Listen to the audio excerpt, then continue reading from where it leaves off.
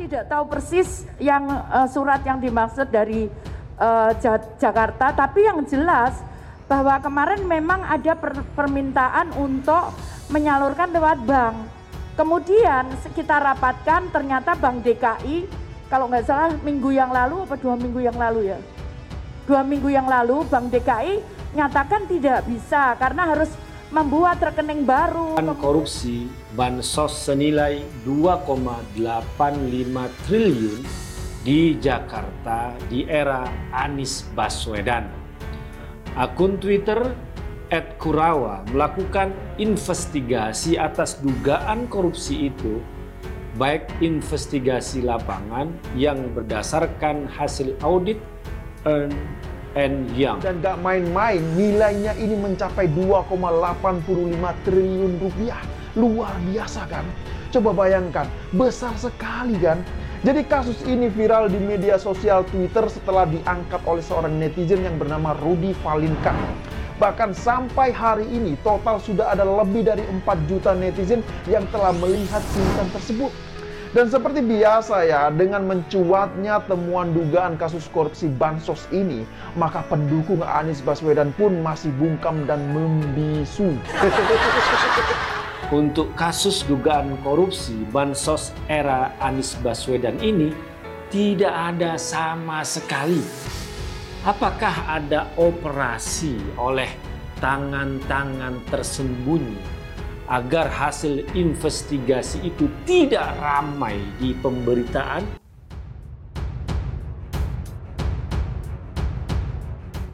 Heboh dugaan korupsi bansos COVID DKI 2020, BPBUMD jelaskan soal beras. Dugaan korupsi program bantuan sosial Pemprov DKI Jakarta untuk penanganan COVID-19 pada 2020 silam senilai 2,85 triliun rupiah ramai dibahas di media sosial. BPBUMD DKI Jakarta meluruskan soal kabar penimbunan beras bansos COVID-19 tahun 2020 di gudang Perumda Pasar Jaya. Kabar dugaan penimbunan beras untuk bansos COVID-19 disampaikan oleh pegiat media sosial Rudy Valinka melalui akun Twitternya @kurawa. Rudy menyebut beras itu tersimpan di gudang sewaan yang berlokasi di kawasan Pulau Gadung. Rudy menyebut pada 2020 silam, Dinas Sosial DKI Jakarta menunjuk 3 perusahaan untuk menyalurkan paket sembako, yaitu Perumda Pasar Jaya, PT Food Station, dan PT Trimedia Imaji Rekso Abadi. Adapun nilai kontrak Perumda Pasar Jaya untuk penyaluran 11 tahap sebesar 2,85 triliun rupiah. Cuitan itu juga menyertakan kondisi beras yang ada di gudang penyimpanan bansos di Pulau Gadung, di mana kondisi beras bansos yang menumpuk di gudang tampak menguning dan rusak. Rudy juga menyertakan analisa vendor hingga supplier yang mendapat jatah pengadaan bansos DKI Jakarta yang membuat sejumlah nama. Penjelasan BPBUMD DKI, PLT Kepala BPBUMD DKI Jakarta, Fitria Rahadiani, mengatakan pihaknya telah berkoordinasi dengan Perumda Pasar Jaya terkait kabar penimbunan beras di gudang miliknya. Fitria menjelaskan, beras yang ada di gudang Pulau Gadung itu merupakan stok sisa dari retail perusahaan. Fitria tidak menjelaskan secara rinci mengenai kondisi stok beras tersebut. Dia hanya menyampaikan nantinya pihaknya akan melakukan lelang pada akhir bulan ini. Detik.com telah berupaya menghubungi Direktur Utama Perumda Pasar Jaya, Tri Prasetyo. Namun hingga berita ini diturunkan, yang bersangkutan tak merespon. Komentar PJ Gubernur DKI. PJ Gubernur DKI Jakarta Heru Budi Hartono merespon dugaan korupsi bansos COVID-19 tersebut. Heru mengaku tak tahu menahu mengenai isu tersebut. Dia juga menekankan agar rekonsiliasi data terus ditingkatkan. Komentar ex-TGUPP DKI. Sementara itu, ex-anggota TGUPP Anies Baswedan, Tata Ujianti, enggan mengomentari mengenai isu tersebut. Tata menyerahkan proses audit kepada BUMD terkait. PJ Heru tak tahu menahu soal bansos beras busuk era Anies. Pejabat Gubernur DKI Jakarta Heru Budi Hartono mengaku tidak tahu menahu soal bantuan sosial beras busuk yang viral di media sosial. Beras 1.000 ton busuk tersebut diketahui merupakan program bansos COVID-19 pemerintah Provinsi DKI Jakarta tahun 2020 yang tidak terdistribusi ke warga karena dibiarkan menumpuk di gudang. Kasus ini pertama kali diungkap oleh pegiat media sosial Rudy Valinka dalam akun Twitternya @kurawa pada 9 Januari 2023 lalu. Selama ini, isi kicauan Rudy Valinka di Twitter juga kerap mengecam program dan kebijakan era kepemimpinan Gubernur Anies Baswedan. Heru menjelaskan selama ini pihaknya telah melakukan pembahasan mengenai rekonsiliasi data penerima bansos. Bahkan menurutnya, pembahasan itu sudah dilakukan hingga 3-4 kali. Kronologi temuan bansos busuk.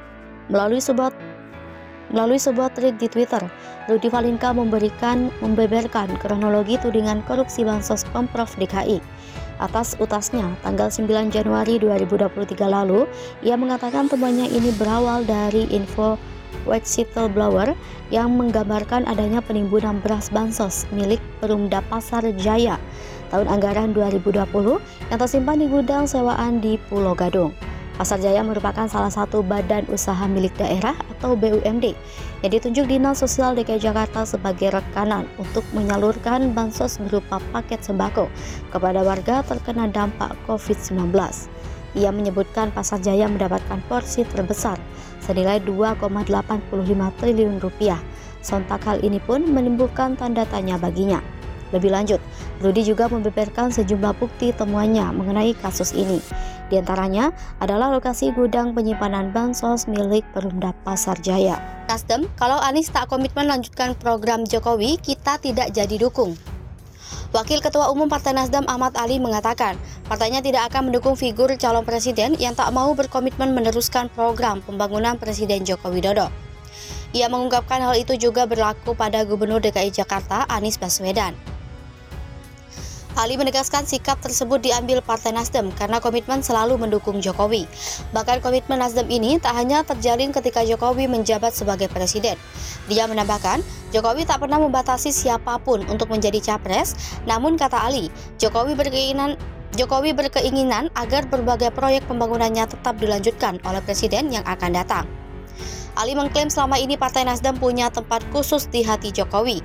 Hal itu terlihat dalam berbagai kesempatan Jokowi selaku berusaha hadir memenuhi undangan Partai Nasdem. Diketahui Rapimnas, Partai Nasdem menghasilkan 3 nama untuk dicalonkan menjadi capres. Mereka adalah Gubernur DKI Jakarta Anies Baswedan, Gubernur Jawa Tengah Ganjar Pranowo, dan Panglima TNI Jenderal Andika Perkasa. Sementara itu, Partai Nasdem juga sedang melakukan penjajakan koalisi untuk menghadapi pemilihan presiden 2024. Dua partai politik yang tengah intens membangun komunikasi dengan Partai Nasdem adalah Partai Demokrat dan Partai Keadilan Sejahtera. Kuat dugaan jika koalisi terbentuk bakal mengusung Gubernur DKI Jakarta Anies Baswedan dan Ketua Umum Partai Demokrat sebagai capres dan cawapres. Hal itu diungkap setidaknya oleh Koordinator Juru Bicara Partai Demokrat Herzaki Mahendra Putra dan Ketua DPP PKS Mardani Alisera. Herzaki menyampaikan duet Anies AHY sangat memungkinkan karena keduanya dianggap mempresentasikan perubahan dan perbaikan. Narasi yang menjadi semangat Partai Demokrat untuk memilih figur capres-cawapres. Sementara Mardani menyebutkan wacana menduetkan keduanya sudah muncul di kubu PKS tapi belum final. Sebab Anies dan AHY butuh saling melengkapi untuk menarik konstitusi di Jawa.